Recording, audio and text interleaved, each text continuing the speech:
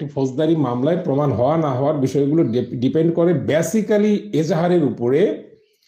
এটি এজাহার কতটা চমৎকারভাবে লিপিবদ্ধ হয়েছে, সেখানে বাস্তবতা বিবর্জিত কোনো তথ্য আছে কিনা, এজাহার ফাইল করতে কোনো দেরি করেছে কিনা, দেরি করে থাকলে সেই এজাহারে বিলম্বের প্রপার এক্সপ্লানেশন রয়েছে কিনা।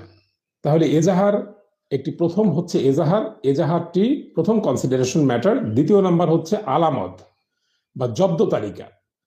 এই আলামত এবং জব্দ তালিকায় কি লেখা রয়েছে এটি খুবই গুরুত্বপূর্ণ বিষয়। 3 হচ্ছে আসামির কোর্ট প্রেরণ প্রসঙ্গে সাব ইন্সপেক্টরের যে বক্তব্য, সেখানে তিনি কি কোটেশন করেছেন, এটি অবশ্যই একটি বিবেচ্য বিষয়।